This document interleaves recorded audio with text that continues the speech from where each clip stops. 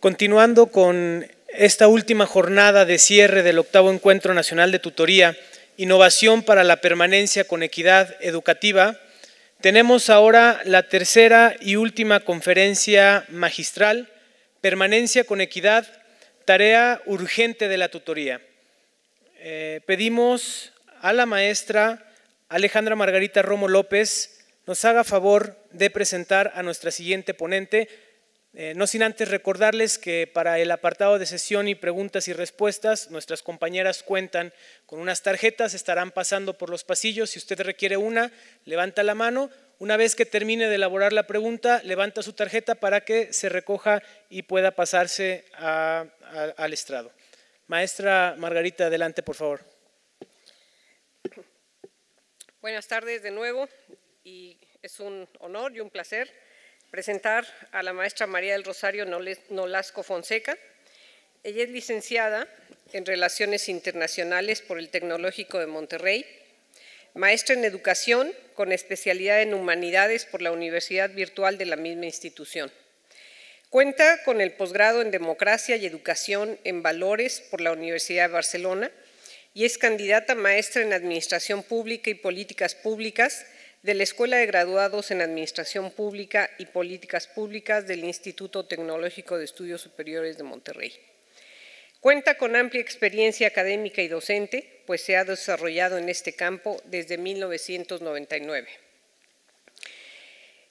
Cuenta con una licencia del Tecnológico de Monterrey para atender la invitación de la Subsecretaría de Educación Media Superior, en donde se ha desempeñado en diversos cargos desde el año 2014. Actualmente es la titular de la Coordinación Sectorial de Desarrollo Académico. Yo les pido un aplauso para recibir a la maestra Nolasco y que pueda brindarnos su conferencia magistral. Muchas gracias.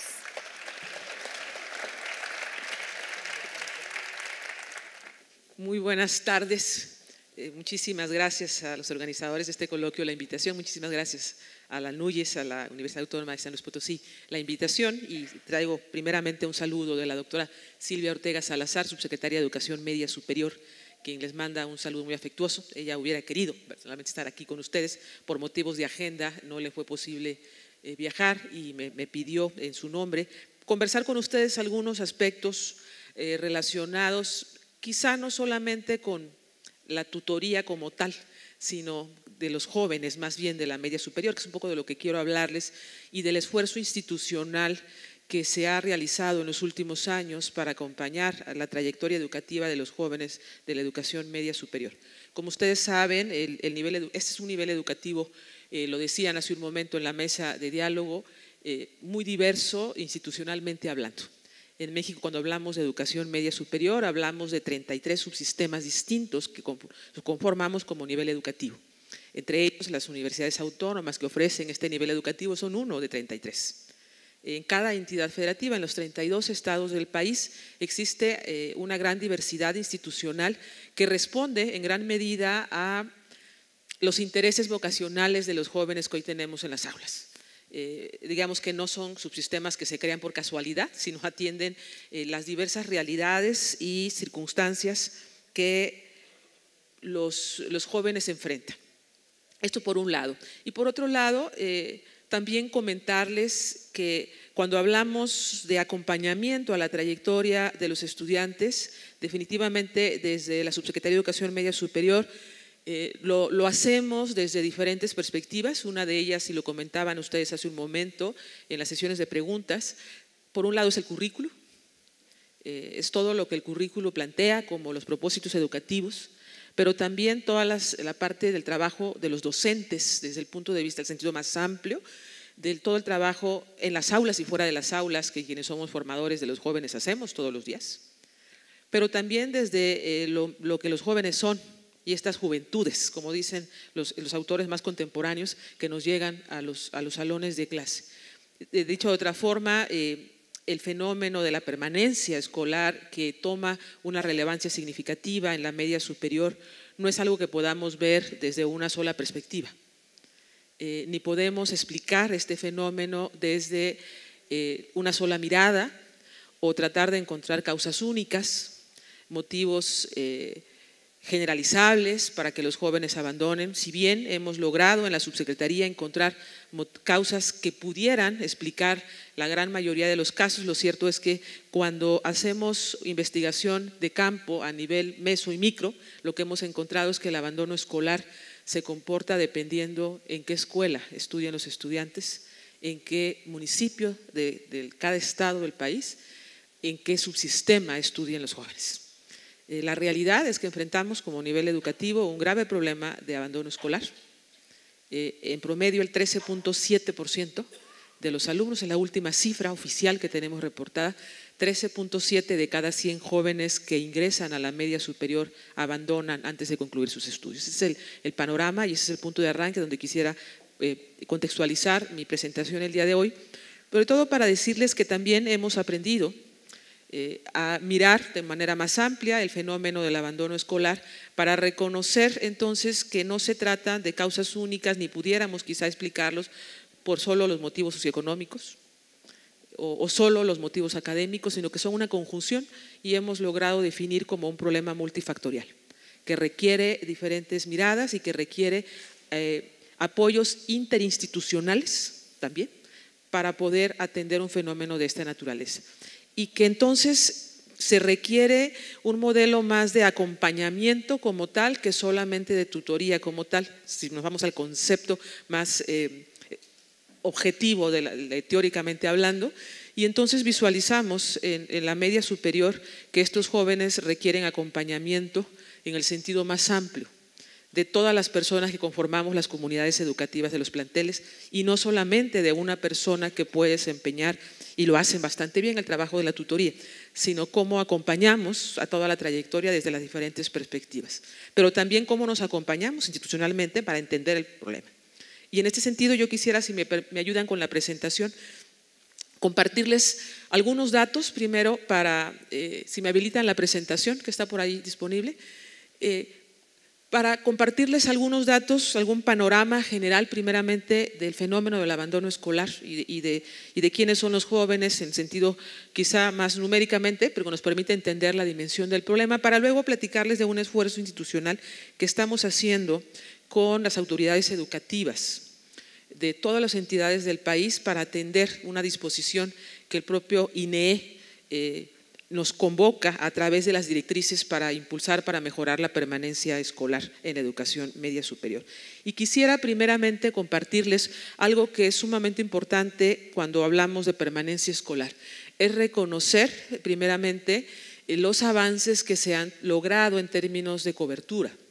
Es decir, en los últimos años, 1.200.000 jóvenes adicionales ingresan a la media superior, y esto es bien importante. Es decir, actualmente llegan más jóvenes a la media superior que hace 6 u 8 años. Y obviamente, cuando hablas de una mayor población de estudiantes, por supuesto, y ustedes lo saben, esto representa mayores retos también en las aulas y mayores retos en las comunidades educativas.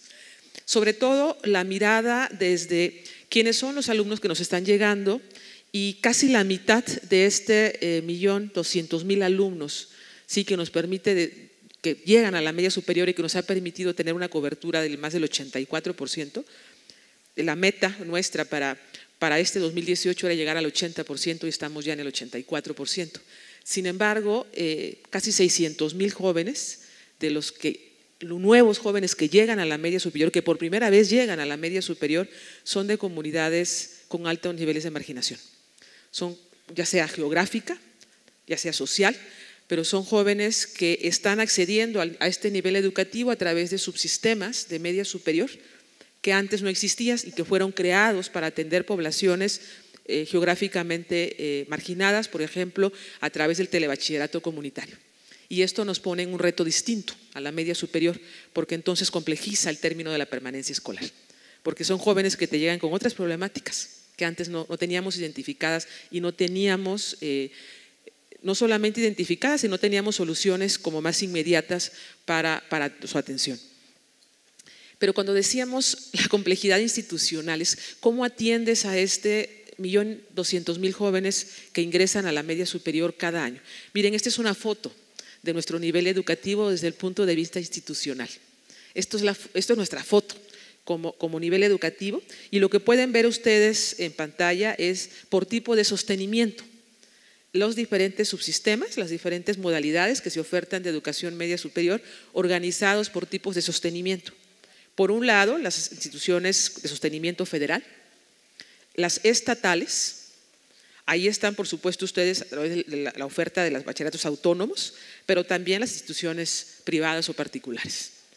Y cada cajita que ustedes ven en esta foto significa un subsistema diferente, que al interior también ofrece programas de estudios diferentes. En la totalidad, en todo el país, ofrecemos poco más de 150 planes y programas de estudios diferentes en la media superior. Entonces, todo este diagnóstico para que ustedes se imaginen entonces cuál es la complejidad cuando hablamos de permanencia de los jóvenes y cómo institucionalizas o cómo implementas acciones para este fin. Se me hace que se les desconfiguró la presentación ahorita que la instalaron en la computadora, pero básicamente el tamaño de las barritas nos va a decir lo que quiero mostrarles. Por un lado, decirles que el mayor porcentaje de la matrícula que actualmente atendemos en la media superior se concentra en los subsistemas estatales. Aquellos subsistemas que dependen propiamente de las entidades federativas. Es del lado izquierdo, ¿sí? La barrita azul, la más grande que ustedes ven en pantalla, ¿sí? Justamente abajo de las autónomas. De tal manera que no podemos pensar en ninguna estrategia que no sea emanada desde las propias entidades federativas, solamente por la cantidad de alumnos que ellos atienden. ¿Sí?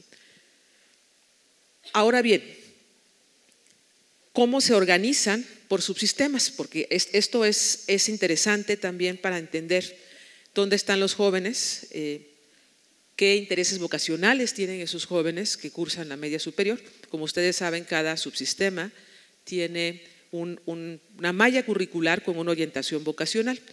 A nivel nacional se ofrecen 3 opciones que tienen algunas combinaciones ya en su operación, pero se ofrece el bachillerato general o propedéutico, se ofrece el bachillerato tecnológico y el profesional técnico. Nos organizamos en 3 grandes grupos. Esta gran complejidad nos organizamos en 3 grandes grupos en términos curriculares. ¿Sí? Y así es como se atienden a través de cada uno de los subsistemas para que ustedes lo puedan visualizar. Y esto es justamente lo que nos permite decir entonces son realidades diferentes.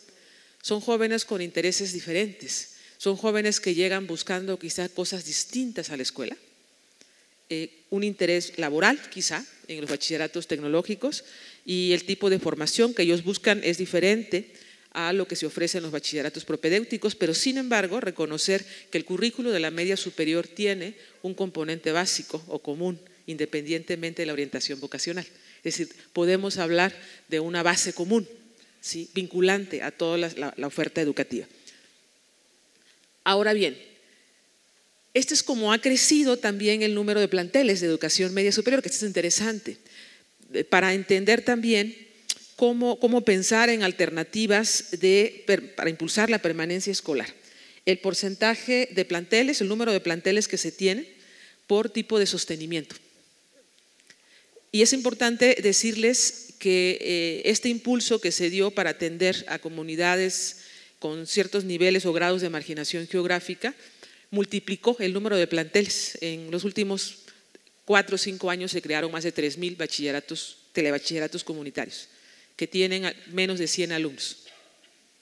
Sí, eso es un poco para que tengan la radiografía. A la par que tienes un plantel gigantesco en la Ciudad de México, de un colegio de bachilleres que atiende 10,000 estudiantes en un solo plantel, tienes a lo largo y ancho del país más de 3,000 esfuerzos institucionales que atienden a menos de 100 estudiantes.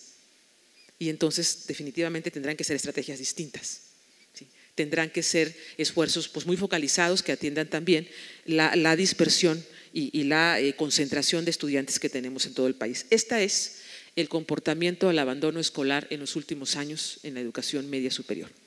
Logramos del 2013 un esfuerzo significativo impulsado de las propias autoridades educativas para reducir el abandono escolar en la educación media superior. En los últimos años tuvimos un repunte, lo logramos disminuir, como pueden ver en la gráfica, hasta el 12.6% en el ciclo escolar 14-15, y de pronto vamos otra vez para arriba. Poquito la variación, pero estamos en el 13.7%, que sigue estando abajo del punto de arranque, que era el 15%. En el 2012, 15 de cada 100 alumnos abandonaban la media superior, actualmente lo hacen en promedio 13.7 de cada 100 estudiantes que abandonan la media superior. Este es el comportamiento histórico del abandono escolar en nuestro nivel educativo. Y este es el comportamiento, que esta es una foto interesante para que vean ustedes también de esto que yo les decía al inicio. El comportamiento del abandono escolar requiere miradas micro y meso. Miradas también diferentes por entidades federativas. Esta es la foto de cómo se comporta el abandono escolar por entidades federativas, independientemente de los subsistemas, por entidades federativas. La línea azul que ven ustedes en pantalla es la media nacional y las barritas de color verde son las entidades federativas. Y tenemos por un lado un estado del país que es Jalisco, con una tasa récord de abandono del 3.8%, versus un estado como Campeche o la Ciudad de México que están en el 18%. Sí. Y estos te hablan de dos realidades completamente distintas, pasando por todo lo intermedio y por las distintas complejidades que esto tiene. Y entonces entendemos que hay condiciones contextuales también que se requieren considerar para implementar acciones para la permanencia escolar, que tú no puedes hacerlo solo desde el escritorio pensando en lo que la teoría te dice, sino también tienes que considerar cuestiones contextuales de la propia entidad o de la propia región del país, que explique la dinámica que viven los jóvenes en una región para tratar de hacer acciones focalizadas, ¿sí?, en términos de abandono escolar. Y cuando hablamos, por un lado, de los jóvenes que se nos van, y cuando platicamos en los grupos de enfoque con los docentes y hacemos investigación educativa para entender por qué se nos van los jóvenes, muchos de los docentes decimos porque ya no se esfuerzan como antes quizá, porque ya no se comprometen como lo hacían las generaciones anteriores, porque estos jóvenes son muy dispersos, porque estos jóvenes batallan para concentrarse más y para comprometerse más con las tareas o los deberes escolares, y por eso se nos van. Si esa fuera una explicación, por otro lado tendríamos que reconocer que es lo que se nos quedaron, nos quedamos con los buenos, pues, como, si me permiten la expresión, si se nos fueron los que no se comprometen o los que no querían, pues con los que nos quedamos deberían ser muy buenos. Y lo que tenemos que reconocer también, y lo decían hace un momento en la mesa de diálogos, es que los resultados que logramos con aquellos jóvenes con los que sí nos quedamos tampoco son precisamente para echar campanas al viento. Estos son los resultados de Planea, el último resultado de Planea, que explica el logro educativo de nuestros estudiantes, y la foto que a través de un instrumento estandarizado como lo es Planea se le toma a nuestros jóvenes en el último semestre del bachillerato. Y el resultado y la foto que ustedes pueden ver ahí es preocupante de más. Porque el hecho de que el 60% de alumnos de educación media superior que después de 6 semestres que estén con nosotros solamente sean capaces de realizar operaciones matemáticas básicas, es de preocuparse. Y esto es lo que nos dice la foto. Que un porcentaje importante de jóvenes no comprenda lo que lee.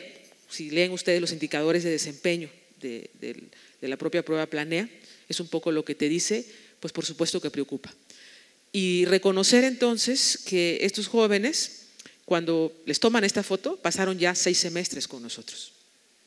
Ya esto no nada más es tarea de la educación básica, sino que ya es tarea y resultado de lo que como nivel educativo hemos logrado también con ellos, y esto implica pues otra mirada y entonces considerar también el elemento del currículo y de qué cosas tenemos que asegurar que los jóvenes aprendan en la media superior, que lo aprendan bien, que sean capaces de al egreso de la media superior.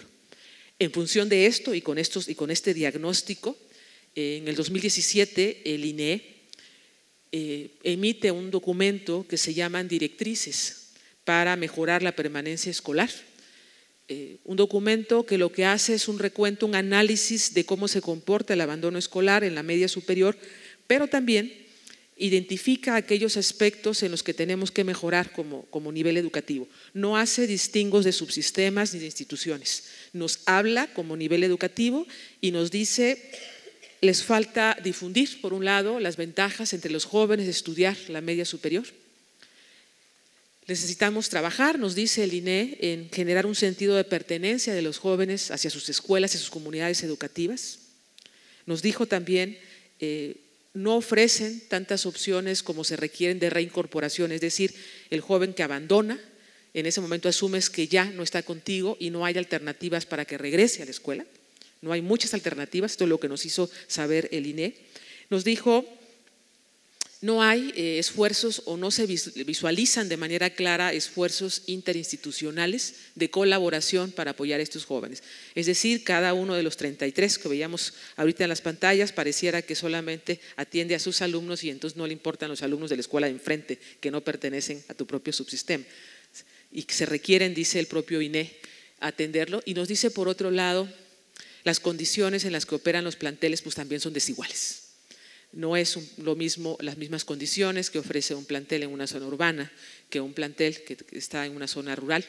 No son las mismas condiciones que ofrece un bachillerato autónomo que un telebachillerato comunitario, ¿sí? Allá en la selva Lacandón, en Chiapas, por ejemplo, ¿sí? Y justamente esto es lo que nos, a través de esas 5 observaciones que hace el propio instituto, los organiza en 5 directrices.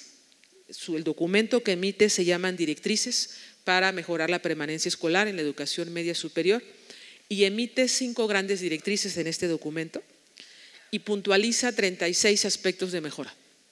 Y nos dice, tienes 36 aspectos en los que como nivel educativo tenemos que trabajar de manera institucional e interinstitucional para atender estos retos y estos desafíos. A partir de estas 36 recomendaciones o aspectos de mejora en un documento, y además que por ley estamos sujetos a atenderlos todas las instituciones educativas del país, trabajamos de manera conjunta todas las autoridades educativas estatales, federales, subsistemas de media superior para dar respuesta a las directrices, y se emite un documento que se llama Respuesta a las Directrices, que presenta 130 líneas de acción o 130 compromisos a los que como nivel educativo adquirimos para dar respuesta a estos 36 aspectos de mejora, que es de forma muy sintética lo que ustedes ven en pantalla. Un documento que puntualiza en 36 aspectos cosas que tenemos que mejorar y que atender, y como respuesta como nivel educativo identificamos sí, efectivamente hay cosas que ya hacemos pero que podemos hacer mejor.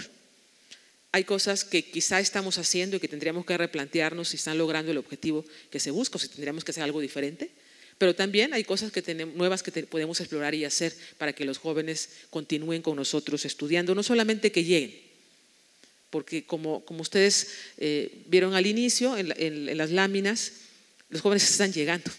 Hay 1.2 millones de jóvenes que ingresan a la media superior. El problema es cómo hacemos para que permanezcan en nuestras aulas y concluyan nuestro nivel educativo. A partir de ahí, de esta respuesta que dimos al instituto, organizamos las 130 líneas de acción y nos dijimos, muy bien, una cosa es decir qué vamos a hacer, pero la otra es a quién le toca hacerlas y cómo nos vamos a organizar para hacerlas y hacerlas realidad. Y lo que hicimos fue, usando la metodología del marco lógico, organizarnos como nivel educativo para decirnos lo que le toca hacer y liderar a la propia Subsecretaría de Educación Media Superior, lo que le toca hacer a una instancia, a una mesa de trabajo que se llama el Sistema Nacional de Educación Media Superior, el SINEPS, en donde están en la misma mesa, trabajando de manera colaborativa, los 32 subsecretarios o directores de media de todo el país, pero también los bachilleratos autónomos, organizados a nivel regional, pero también las instituciones particulares, pero también el propio INE, pero también un representante de educación básica y todos los subsistemas de media superior. Es una mesa amplia de más de 70 representantes de la media superior, quienes nos reunimos en fechas determinadas durante el año para revisar cómo vamos y qué tenemos que hacer. Y entonces hay cosas que le tocan también hacer a esta mesa, pero hay cosas que le tocan hacer también a los propios estados y que tienen que hacerse a través de las miradas estatales.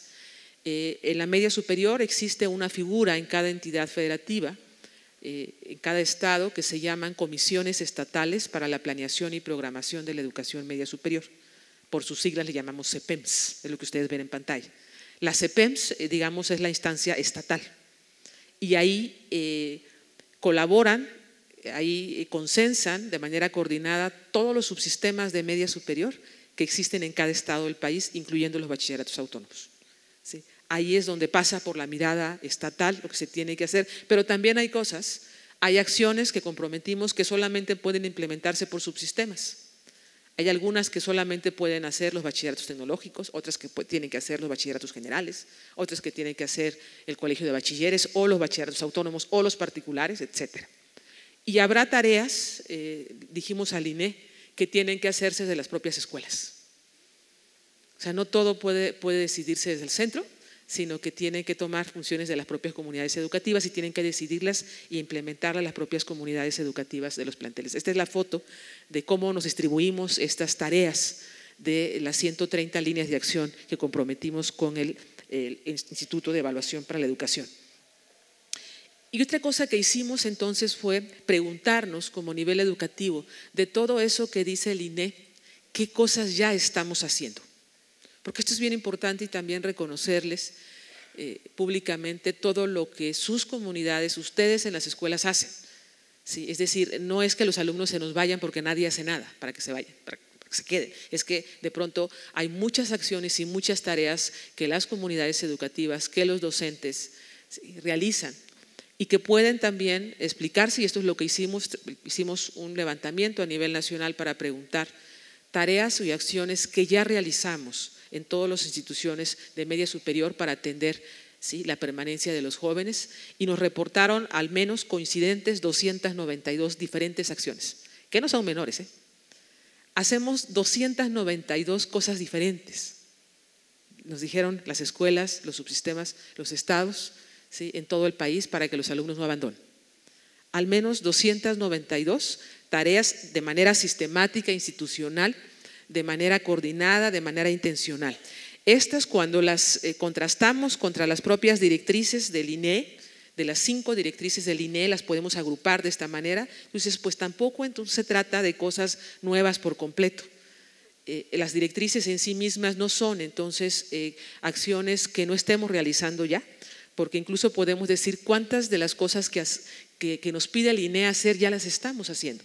Y este es el desagregado, miren, de las 292 tareas que nos reportaron las instituciones de todo el país de media superior.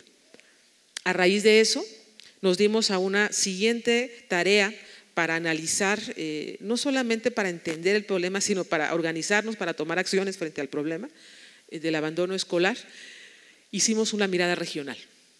Esto que les decía, cuando ustedes ven el abandono escolar y las cifras por entidades federativas, pues entonces entiendes que se comporta diferente en cada región del país. La educación media superior a nivel nacional se organiza en 5 grandes regiones, que son como las ven ustedes en el mapa que está en pantalla, y nos sentamos a trabajar autoridades educativas de las 5 regiones para tratar de entender el problema y tratar de decir, usando como marco las directrices del INE, ¿qué más podemos hacer? ¿Qué más podemos hacer para que los jóvenes no abandonen? Y partimos de una encuesta a todos los subsistemas de media superior en el país y les dijimos, mira, estas son las 130 acciones que nos comprometimos. Dinos por favor de estas cuáles vas a hacer el próximo ciclo escolar. ¿Cuáles consideras que puedes hacer? Para tener una primera foto del nivel micro y del nivel meso. ¿Sí? Y luego nos encontramos con las autoridades educativas para realizar una agenda regional contra el abandono escolar. ¿Sí?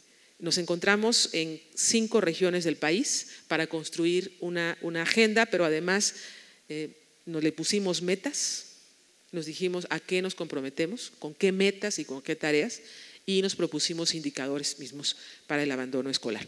Y yo rápidamente les comparto que cuando le preguntamos a los planteles y a los subsistemas de media superior en todo el país, ¿qué acciones de estas, de las 130, consideras que puedes hacer? Contrario a lo que pensaríamos en donde se van a ir por el mínimo necesario, es sorprendente las respuestas de las comunidades educativas. Sí, 12.700 tareas nos dijeron que quieren hacer o que van a impulsar en este ciclo escolar. Y tú dices, por supuesto que se repiten, que ustedes las vamos a ver de manera agrupada, pero esto habla también de la intención y del trabajo que realizan las comunidades educativas, del reconocimiento de que tienen claridad respecto a la importancia de trabajar para que el alumno no abandone la media superior. ¿Sí? O sea, no es, y tenemos evidencia, como la pueden ver, que las comunidades no estemos haciendo el trabajo. Es quizá que no estamos logrando ser lo suficientemente efectivos, pero intenciones y apoyos institucionales los tenemos. Miren, esta es todas las líneas de acción que nos dijeron usando como marco el documento del propio INEE. Y me voy a ir muy rápido porque estos son los números y quizás los menos importantes. Yo quiero mostrarles esto que tiene que ver con las miradas regionales. Cuando nos encontramos con autoridades educativas de cada región del país, surgieron prioridades distintas. El problema era el mismo, los jóvenes abandonan. Este es el mismo problema. El tema es por qué se nos van y qué podemos hacer de acuerdo a las condiciones de cada región del país. Pero además nos preguntamos como regiones del país con qué fortalezas contamos para atenderlos, cómo pensamos que los podemos atender, y lo van a ver ahorita ustedes en la presentación, lo voy a mencionar de manera muy rápida. Cuando les preguntamos cómo podemos atender o impulsar la permanencia escolar de los jóvenes, coinciden en la región noreste del país, por ejemplo, en el trabajo colegiado como una necesidad. Coinciden en que se requiere que los propios planteles, las propias escuelas requieren ser acompañadas, requieren una orientación de sus propias entidades y sus propios subsistemas, las propias direcciones generales, que se requiere la comunicación constante con los padres de familia, ¿sí? Y que requerimos también diagnosticar cómo nos llegan los alumnos cuando ingresan a la media superior. Y esto es interesante porque quizá van a encontrar ustedes muchas coincidencias con las propias opiniones que ustedes tienen. Y cuando preguntamos, díganos las fortalezas en la región noreste del país con las que podemos impulsar la permanencia escolar, nos dicen lo mejor que tenemos son nuestros docentes, nuestros directores y el personal de los planteles. Una fortaleza lo ven en el trabajo colegiado y justamente en los programas de tutoría, de orientación, ¿sí? Para impulsar que los alumnos abandonen, y la formación de habilidades socioemocionales a través del programa Construyete. La región centro del país, vean, coincide cuando decimos cómo piensan atender. Nos dicen el trabajo colegiado es vital, y empezamos a encontrar constantes de cosas que estamos poniéndonos ya de acuerdo, que tenemos que trabajar de manera sistemática, pero también nos dicen cosas diferentes como requerimos instrumentos de seguimiento y de medición que permitan identificar y acompañar a un alumno en riesgo de abandono. Nos dicen también necesitamos trabajar en programas de tutorías, de orientación, de habilidades socioemocionales y opciones de reincorporación para los jóvenes. ¿Qué le ofrecemos a un alumno que abandonó, que ya se fue? ¿Qué opciones le damos para que regrese? Coinciden también que sus fortalezas son sus comunidades educativas, los docentes, los directores, que una fortaleza es el monitoreo y el seguimiento de los estudiantes que se encuentran en riesgo de abandono. Y esto se vuelve aquí interesante desde la mirada de ustedes. Los programas de estudio actualizados en la región centro del país ya ven con claridad una fortaleza al currículo, y dicen con programas de estudio actualizados deberemos de poder retener mejor a los jóvenes. Esta es la mirada de la región occidente del país. Ahí en la tablita de arriba pueden ver los estados que conforman cada región del país. Y la constante permanece, el trabajo colegiado es algo que tenemos que seguir impulsando. Pero aquí surge la formación docente como una necesidad que tenemos que seguir trabajando, y permanece también la importancia de los programas de tutorías, de habilidades socioemocionales y de orientación. La comunidad educativa sigue siendo la fortaleza principal de los subsistemas en esta región. Los programas institucionales y de los subsistemas con los que cada plantel cuenta, o sea, los esfuerzos locales, dicen ellos, que también existen, y ellos ven como una fortaleza la realización de actividades extraacadémicas o cocurriculares para los jóvenes. Esta es la región occidente del país. Esta es la región noroeste, y permanece el trabajo colegiado, es algo que se tiene que seguir impulsando. El diagnóstico de factores que detonan el abandono como un elemento que requerimos impulsar, y el trabajo conjunto entre directores, docentes y padres de familia. Pues el concepto de las comunidades educativas, las comunidades escolares, toma forma en esta región del país. Como fortalezas, las comunidades educativas de los planteles, los programas institucionales. Y fíjense algo bien interesante que puntualizan en esta región del país, el caso de los telebachilleratos comunitarios, estos planteles que atienden pequeñas poblaciones del país con poca matrícula. Dicen una fortaleza en estos subsistemas es la cercanía que los docentes tienen con la comunidad y con los padres de familia. Esta es la región noreste y por último la región sureste del país, toda la región sur. El trabajo colaborativo sigue siendo la constante. Las tutorías como una necesidad, algo que tenemos que impulsar, y la mejora de las competencias docentes. Sus fortalezas como región del país, la tutoría, los programas de formación continua para los docentes considerados docentes con desempeños excelentes o destacados en términos de las asignaturas que imparten, y ellos ven como una fortaleza el que se ofrecen cursos de inducción o reforzamiento académico a los jóvenes cuando ingresan a este nivel educativo. Y de lo que te le quería mostrar esta foto regional para que en un esfuerzo rápido identificáramos entonces dónde están los puntos de coincidencia y aquellas cosas que tenemos que trabajar como nivel educativo y que podemos impulsar desde las propias comunidades educativas. Lo mejor que tenemos, dicen, como pueden ver en todas las fotos, son las propias comunidades educativas, el grupo de docentes, de directores, el apoyo administrativo de los planteles. ¿Cómo lo hacemos? A través del trabajo colegiado, de manera colaborativa, de manera coordinada. Una estrategia que requerimos trabajar, el desarrollo de habilidades socioemocionales, salió en este diagnóstico, la tutoría como un trabajo de acompañamiento en los propios planteles, con algunas miradas diferentes que pueden ustedes ver por región, donde sobresale más o menos algún aspecto. Y lo que hicimos con esto fue hacer un esfuerzo todavía de una agregación mayor y poderle decir al Instituto de la Evaluación para la Educación: mira, nos vamos a comprometer durante el siguiente ciclo escolar. Les traigo una foto nada más porque esto es un poco más largo que eso. Tareas muy concretas. Tú me dijiste que me faltaba esto como aspecto clave de mejora. Estas son las acciones que cada región del país vamos a realizar como nivel educativo. Estas son las metas a las que nos comprometemos y este es el indicador con el que puedes medir qué tanto o qué tan bien lo estamos haciendo.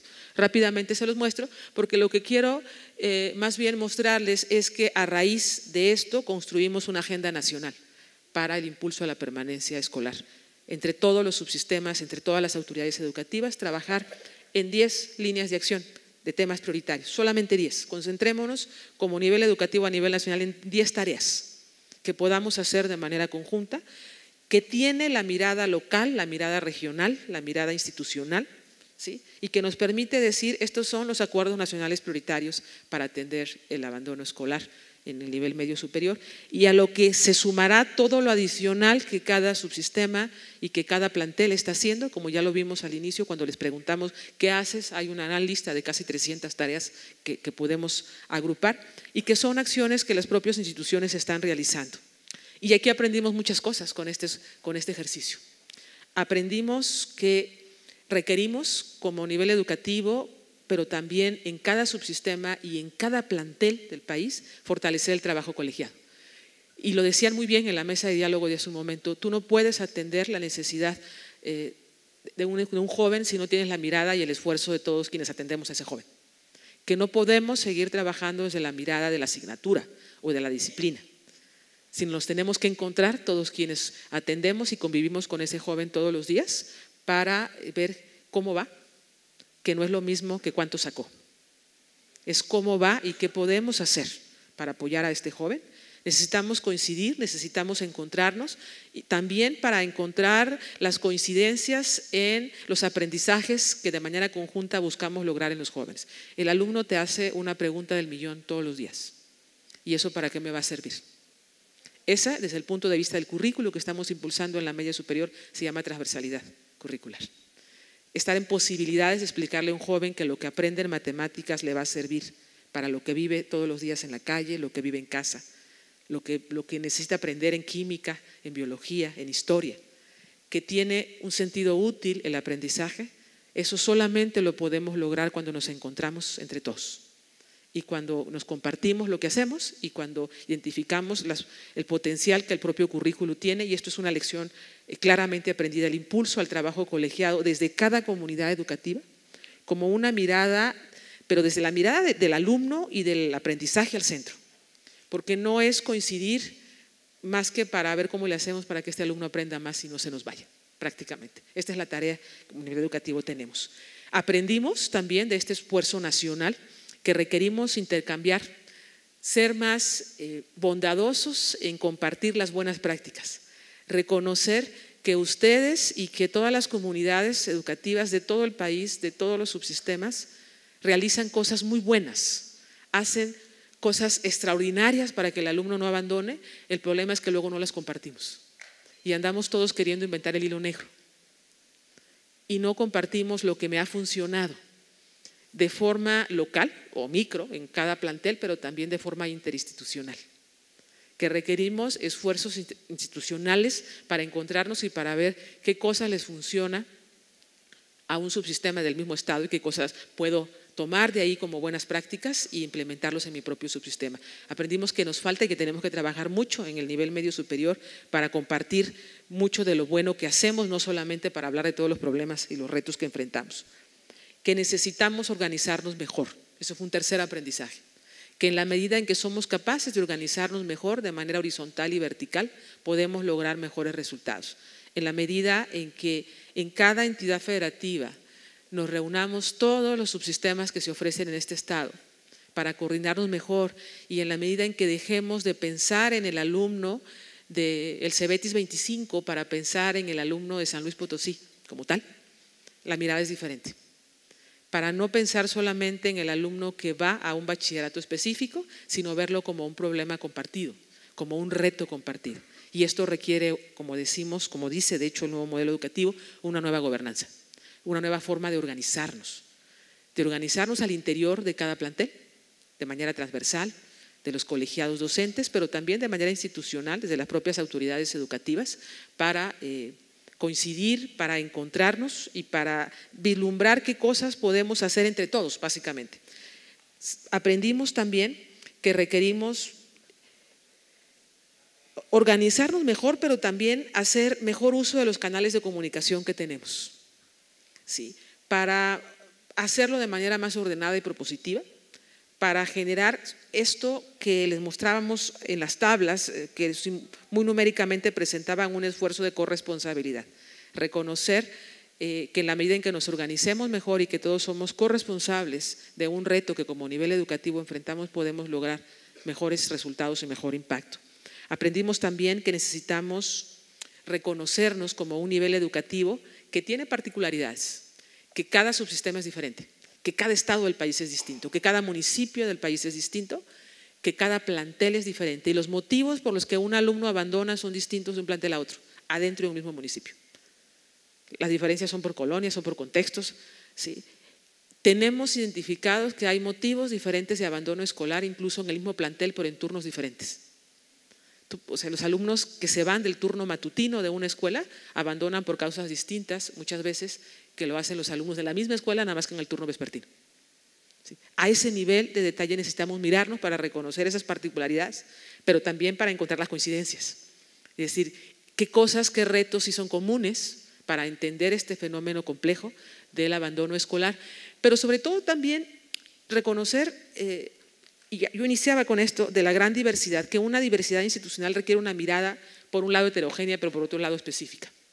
Que para hablar de abandono escolar, tú no puedes hablar nada más de un problema que tiene una sola causa y un solo motivo. Y no podríamos tampoco entonces pensar que todo el trabajo para mantener a los alumnos en sus escuelas está en las aulas. Y creo que me parece que ese es el reto mayor. El concepto de aula extendida me parece que tiene más sentido, ahora más que nunca. Todo el esfuerzo que las comunidades escolares tenemos que hacer para que un alumno no abandone, y no solamente el propio docente. Durante muchos años hemos estado con la idea, convencidos de que todo el trabajo de permanencia escolar está solamente en manos de un docente. Y me parece que toda la comunidad educativa en su conjunto tiene mucho que aportar también. Y hemos desaprovechado el potencial de las propias escuelas en su conjunto, de las propias comunidades. El concepto de formadores es un concepto que toma sentido más que nunca. Y ustedes saben que un alumno aprende competencias o aprende, y puedo hablar de genéricas, respeto, disciplina, afuera de un salón de clase y adentro de un salón de clase. Y un alumno aprende el compromiso y aprende el respeto por el otro, adentro de un salón de clase y afuera de un salón de clase. Parece que ahí también como nivel educativo hemos desaprovechado y aprendimos también que necesitamos mirar las aulas. Y esta es quizá la última idea que quiero compartirles. La mirada del salón de clases también para entender las aulas, para entender qué es lo que viven los alumnos todos los días en los salones de clase. Hicimos en los últimos años algunos estudios para entender las aulas del nivel medio superior. Uno de ellos es el estudio de medición del tiempo en el aula, cómo se usa el tiempo de aula. Es un estudio que está publicado, que está en las páginas de internet de la subsecretaría, que está a su disposición, y medimos el uso del tiempo en el aula. Y les voy a compartir rápidamente algunos resultados que pueden ser ilustrativos para ustedes. Cuando observas en qué se usan 50 minutos de clase en un aula de media superior, resulta que los maestros en promedio estamos utilizando de esa hora de clase un 71% del tiempo en actividades de enseñanza-aprendizaje. Y esto es un dato extraordinario para nosotros como media superior. La mayor parte del tiempo los maestros estamos en el aula haciendo trabajos de enseñanza-aprendizaje. El referente internacional, usando la metodología Stollings, que es la que usamos para medir el uso del tiempo en el aula, es del 85%. En media superior en México no estamos tan mal. Estamos muy cercanos al 85%. Les voy rápidamente a compartir un estudio similar, lo hizo el Banco Mundial para Educación Básica en América Latina, tomó una muestra de México de escuelas de educación básica y encontraron que en el caso de básica, los maestros de la hora de clase destinan actividades de enseñanza-aprendizaje 50% del tiempo en promedio. En el caso de media superior es 71% del tiempo. Dedicamos 20% más pues, en promedio del tiempo. Sin embargo, cuando volteamos la mirada a los alumnos, ¿qué hace un alumno durante los 50 minutos de clase? Nos encontramos con que ellos en promedio solo están enganchados con su clase 53% del tiempo. Mientras los maestros estamos 71% del tiempo gestionando actividades de enseñanza-aprendizaje, ellos solamente están vinculados con su clase 53% del tiempo. O sea, lo que este estudio nos dijo es ya no estamos siendo tan efectivos con esta nueva generación de estudiantes. El tema no es que el maestro no esté y que el alumno no esté. Ahí están los dos. El asunto es que ya no se encuentran con esa efectividad pedagógica que quisiéramos. Mientras los maestros estamos trabajando y haciendo actividades de enseñanza-aprendizaje, los alumnos están volteando a la ventana, jugando, molestando al de enfrente, haciendo dibujos, haciendo todo lo que ustedes y yo que damos clases sabemos que pasa en un aula. Y esto el estudio nos lo reflejó a nivel nacional. Nos dijo, esta es la realidad de la media superior. Y cuando analizamos cómo usa esa hora de clase el maestro, qué apoyos utiliza para dar su clase, en promedio, los maestros de educación media superior, el 25% del tiempo de una clase lo utilizamos con apoyo del pizarrón o damos la clase utilizando el pizarrón, en promedio. Cuando observamos clases de comunicación y de matemáticas. Entonces, cuando juntas las dos y sacas el promedio, en promedio el 25% del tiempo se utiliza utilizando el pizarrón. Damos clase. Y ustedes saben qué pasa cuando das una clase utilizando el pizarrón. Y es que le das la espalda al grupo, no hay otra manera de utilizar el pizarrón que dando la espalda. En promedio, el 18% de una hora de clase, en promedio, los maestros damos la clase sin ningún apoyo didáctico. Y ninguno es ninguno, ni una hoja blanca, ni un rotafolio, ni un nada. 18%. Sí. En promedio utilizamos las tecnologías de información y comunicación, las TICs, un 12% de la hora de clase en promedio. Y entonces uno se imagina lo que un alumno vive en un salón de clase promedio. 18% del tiempo el maestro le habló y le habló y le habló sin ningún apoyo didáctico. Como dicen los chavos, nos aventamos un chorro nosotros los maestros, ¿no? Ahí con algo. Y un 25% del tiempo le dimos la espalda. Y en lo que más les interesa, que tiene que ver con tecnologías de información y comunicación, pues nada más lo incorporamos 12% del tiempo. Y luego nos preguntamos por qué se nos libera de la clase y se va por la ventana mentalmente, ¿no? Luego nos preguntamos por qué no está enganchado el 100% con las clases. Tiene que ver con esto y se los doy como datos que contextualizan la realidad también que viven los jóvenes, que tiene que ver con esto que estábamos analizando ahorita. Hicimos un segundo estudio para entender, rápidamente se los platico, más a detalle esta realidad, porque dices, pues no está fácil entonces, porque no es un asunto de que el maestro no esté. No es un asunto solamente del currículo, es un asunto también de la práctica educativa, de la práctica docente, de cómo interesas a un joven del siglo XXI, a un millennial, ¿sí? En su clase, en el aprendizaje de una disciplina específica. Hicimos un estudio para medir la calidad de las interacciones de los docentes con los alumnos de media superior. y observamos clases nuevamente, observamos el aula también nuevamente para entender cómo interactuamos docentes y alumnos en la media superior. A través de otra metodología, la metodología CLASS, que organiza en 3 dimensiones la práctica docente. La dimensión del apoyo pedagógico, la dimensión del apoyo emocional que los docentes damos, pero también la dimensión que tiene que ver con el orden y la organización del aula. Se usa una escala para hacer la valoración del 0 al 7 y rápidamente lo que quiero compartirles es que lo que este estudio nos dijo es que los maestros de media superior lo que mejor hacemos, en lo que mejor salimos, es en pasar lista, en callar, en sentar y en recoger tareas. Lo que tiene que ver con la organización del aula y de la clase como tal. Fue la calificación más alta que obtuvimos. Y no observamos una escuela ni a un maestro en particular. Estamos hablando de la media superior en su conjunto. Es un estudio que no busca particularizar a nadie en concreto, sino tomar una foto macro.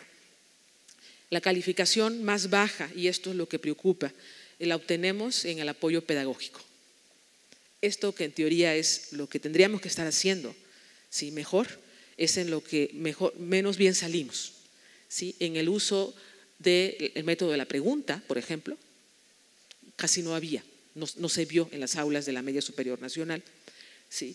El diálogo pedagógico, también bastante ausente. Y en el apoyo emocional, y esto tiene que ver cuando hablamos de acompañamiento y de tutorías, tiene que ver, en el apoyo emocional salimos en la media. La escala de medición es de 0 al 7, en el apoyo emocional que brindamos a los jóvenes salimos un poquitito abajo de la media, como nivel educativo a nivel nacional. Esta es también la otra realidad. Y entonces luego nos preguntamos por qué el joven no se compromete, por qué no se emociona, por qué no se activa. Y cuando observa los resultados de estos estudios que llegaron a las aulas, si lo que el joven recibe son instrucciones para que se calle y se siente, y ya hemos logrado interiorizar con ellos también, y los alumnos nos lo dijeron en los grupos de enfoque, ellos ya lo saben muy bien, entre más me calle y más me siente, mejor me va. Básicamente, de lo que se trata es de seguir instrucciones, de callarme y sentarme e interrumpir y no cuestionar. Pero por otro lado, pensamos y queremos a jóvenes comprometidos, activos, participativos, y entonces nos tenemos que regresar al aula, colegas. Y tenemos que replantearnos cómo estamos haciendo el trabajo de aula también, porque si no llegamos al lugar por excelencia, ¿sí? Del proceso educativo, que es el aula, de nada sirven las estrategias institucionales. Y ahí es donde tenemos que mirarnos y encontrarnos todos y aprender a observar el aula también y observarnos a nosotros mismos. No se trataba de evaluar qué tan bien o qué tan mala fue la clase que daba un maestro o tal maestro. Se trataba de observar, por ejemplo, en qué usábamos el tiempo y cómo interactuaba con sus alumnos. Y esto es algo que los jóvenes durante los últimos años nos han dicho de manera sistemática, ¿sí? Y que tenemos que aprender también a mirar y a leer desde ellos, desde los propios jóvenes que tenemos en las aulas, ¿sí? Desde el apoyo emocional que les brindamos. Y cada dimensión que observamos tenía componentes específicos. El estudio completo está publicado en la página de internet de la subsecretaría. Lo mismo que el estudio del uso del tiempo en el aula, y un joven al que no se le permite incorporar las tecnologías de información y comunicación, al que se le prohíbe el uso del celular en el aula, más que motivarlo a que aprenda a usarlo. A un joven al que seguimos insistiendo en que tiene que tomar la clase solamente con el pizarrón. A un joven que solamente lo callamos y lo sentamos, es difícil que lo logremos comprometer. Y esto es de la mirada que tenemos que hacer también, porque ahí es donde tenemos que trabajar, y por eso los esfuerzos institucionales que hemos realizado también para apoyar la formación continua docente. Y con el apoyo de todas las universidades del país hemos impulsado en la media superior esfuerzos institucionales para la formación continua docente. Cierro diciéndoles, también hay un gran compromiso de los propios docentes de la media superior. Más de 130,000 docentes de todo el país, de todos los subsistemas, en los últimos 3 años han participado en los procesos de formación continua docente. Hay un esfuerzo institucional, pero también hay un interés de los propios docentes en mejorar lo que hacemos. Creo que ahí tendrá que estar la clave. El trabajo que tenemos que hacer es justamente en la mirada ampliada del aula, pero siempre regresando al aula y en el fortalecimiento de la práctica pedagógica del trabajo que hacemos los docentes. Decimos 130,000 de un universo de 180,000 que no es menor. ¿sí? En los últimos años, los maestros de media superior hemos reconocido en la formación continua, independientemente de la evaluación sí o no, los maestros de media superior hemos estado trabajando sistemáticamente en mejorar lo que hacemos en las aulas. Hay estudios que nos lo dicen, el 70% del aprendizaje, de los factores que impactan el aprendizaje de los estudiantes dependen de lo que los maestros hacemos en el aula. 70%. Y esto lo dice el estudio de Invisible Learning, el último estudio que hizo Invisible Learning, esta asociación internacional que inventarió 200 factores que impactan el aprendizaje de los estudiantes y midió el impacto de cada uno de ellos. Encontró que el 70% de los factores que impactan el aprendizaje están ligados al trabajo docente. O sea, el papel y el rol que jugamos los docentes en el aula es extraordinario, y lo que podemos hacer también es extraordinario para que los alumnos no abandonen. Pero los propios docentes requerimos también apoyos institucionales, porque no podemos estar solos en esta tarea. Requerimos del colegiado ampliado, no nada más de encontrarnos con otros docentes, sino encontrarnos con el director del plantel y con el cuerpo administrativo para ver cómo le hacemos. Esto que nos dijeron a nivel regional en el trabajo colegiado, vemos la fortaleza, me parece que toma más relevancia ahora. Está por otro lado el nuevo currículo, que lo que busca es impulsar aprendizajes claves en los estudiantes, pero desde una práctica pedagógica distinta, que reconozca la realidad que tenemos en las aulas y reconozca el reto de estos jóvenes, ¿sí? La tarea que tenemos como educadores no es menor. La edad de los jóvenes es compleja, pero me parece que hay esfuerzos que nos dan luz de que podemos hacerlo, y que hay esfuerzos institucionales que podemos seguir impulsando para hacerlo mejor. Yo me detengo aquí para abrir el espacio a que si hubiera preguntas, con muchísimo gusto, a sus órdenes. Gracias. Tomar asiento. Muchísimas gracias, maestra Rosario Nolasco. Creo que has despertado muchas inquietudes, dudas, confirmaciones, reacciones que me parece que son muy interesantes. Yo haría algunos apuntes muy breves para leer algunas de las preguntas, pero me parece que partimos de algo que es fundamental y necesario, que es el valor de reconocer la realidad, que no es tan sencillo hacerlo.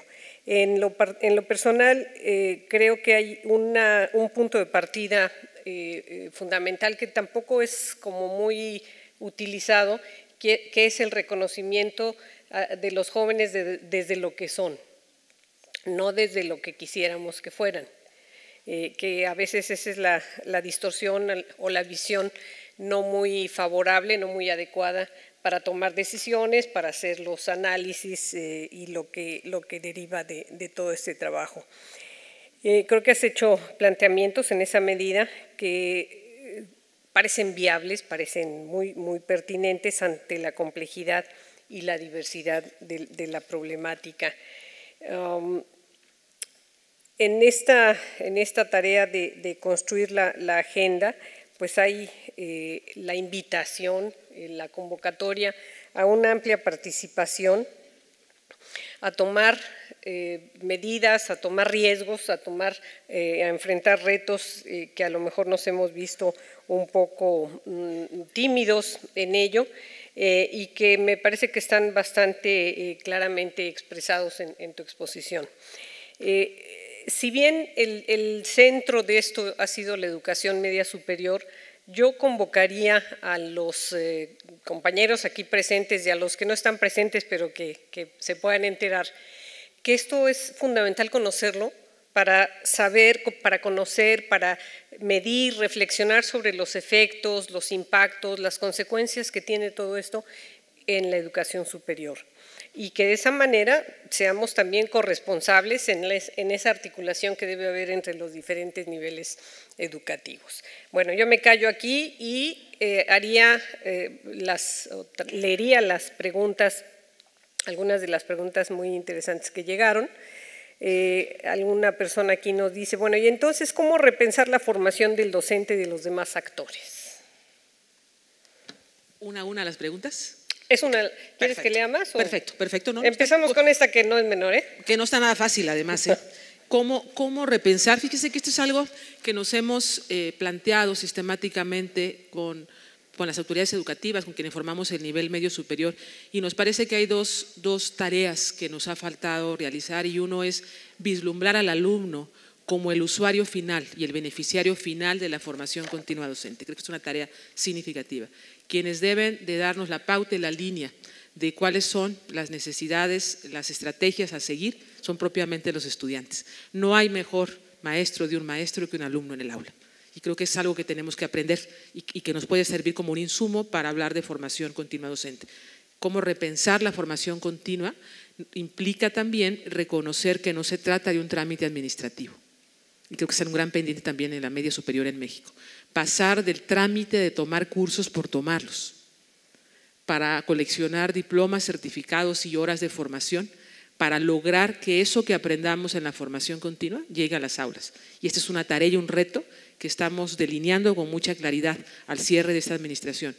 Actualmente, cada ciclo escolar en la media superior se ofrecen más de 64 cursos distintos.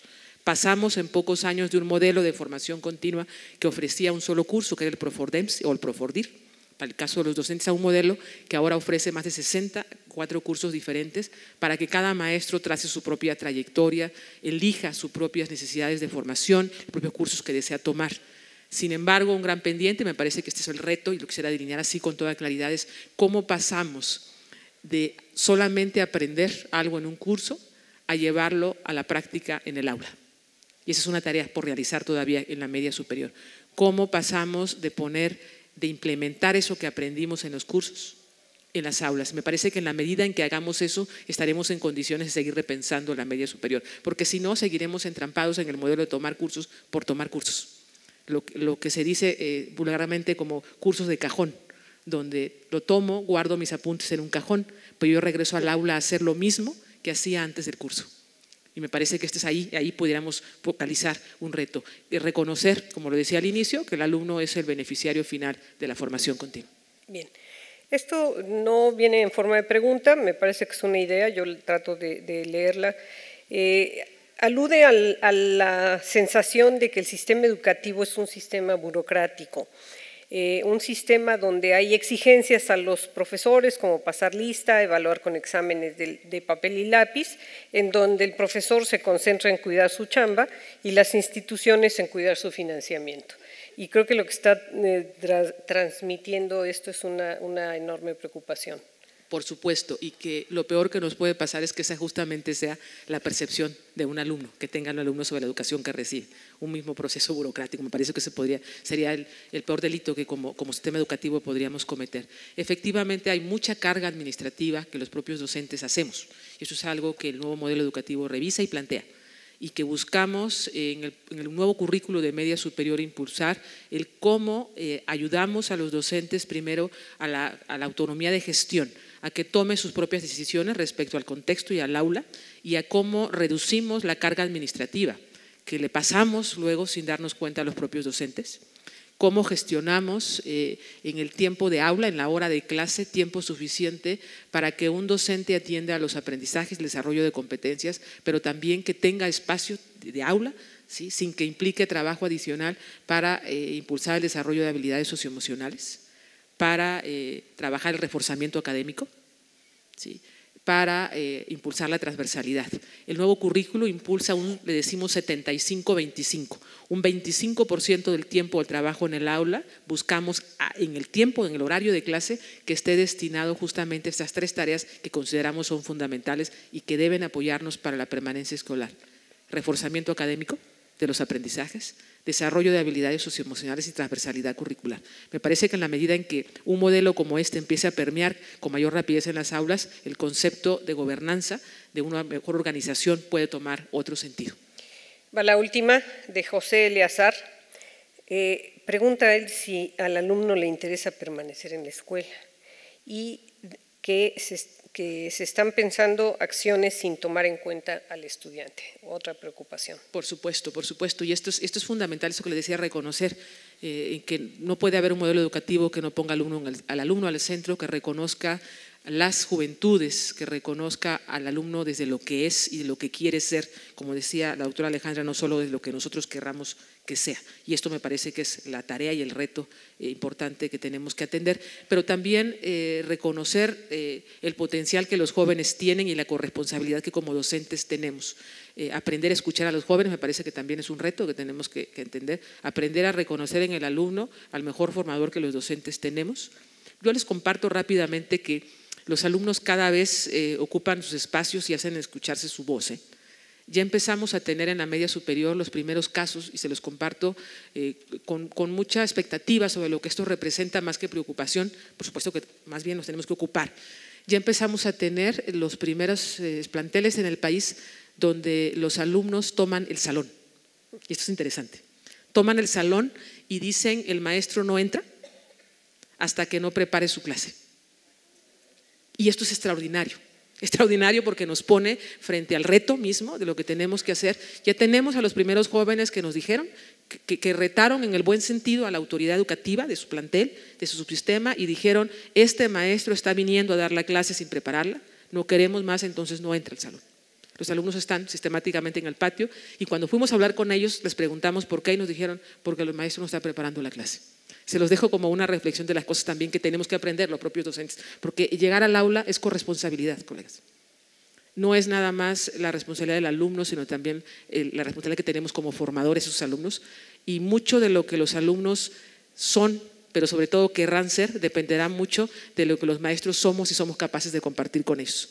Y no solamente es disciplina, es ejemplo, ¿sí? Y es vivencia con ellos. Y creo que aquí el concepto del docente como formador tiene un papel fundamental. ¿Sí? Y aprender a escuchar y a reconocer el valor de la voz del alumno, pero también ayudar al alumno a que quiera ser una mejor persona. Miren, si me permiten, y yo, es la última pregunta, ¿verdad? Ya. Con esto cerraría. Me parece que la tarea que tenemos como nivel educativo, más allá de los contenidos disciplinares, que por supuesto son importantes, más allá de las tablas periódicas o los teoremas de Pitágoras, que por supuesto son importantes, me parece que si logramos como nivel educativo que cada alumno que ingrese a nuestro salón de clases, a nuestro plantel, se vaya haciendo y queriendo ser una mejor persona, colegas, hicimos la tarea. Este es el trabajo que tenemos como nivel educativo. Y en eso podría resumir yo en la tarea del nivel medio superior, que cada alumno con el que tenemos el privilegio de compartir un espacio del aula, se vaya de ahí reconociéndose, queriendo ser una mejor persona. No estoy diciendo que sea fácil la tarea, pero me parece que en esto consiste la verdadera tarea del nivel medio superior e implica, por supuesto, reconocer al alumno, reconocer lo que es y el potencial que tiene. Muchísimas gracias. Muchísimas gracias, Rosario. Excelente tu conferencia. Muchas gracias también a ustedes.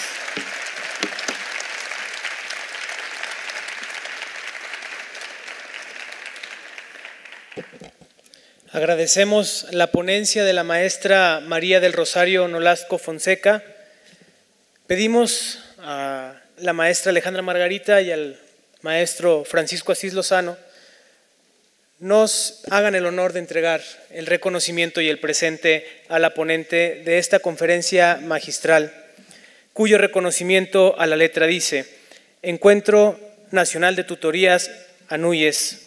La Universidad Autónoma de San Luis Potosí y la Asociación Nacional de Universidades e Instituciones de Educación Superior otorgan el presente reconocimiento a la maestra Rosario Nolasco Fonseca por su participación como conferencista con el tema Directrices para mejorar la permanencia escolar en la educación media superior dentro del 8º Encuentro Nacional de Tutoría Innovación para la Permanencia con Equidad Educativa que se efectuó del 29 de octubre al 1 de noviembre. San Luis Potosí, noviembre de 2018. Atentamente, siempre autónoma por mi patria educaré, firma el maestro en arquitectura Manuel Fermín Villarrubio, rector de la Universidad Autónoma de San Luis Potosí. Muchas gracias, maestra María.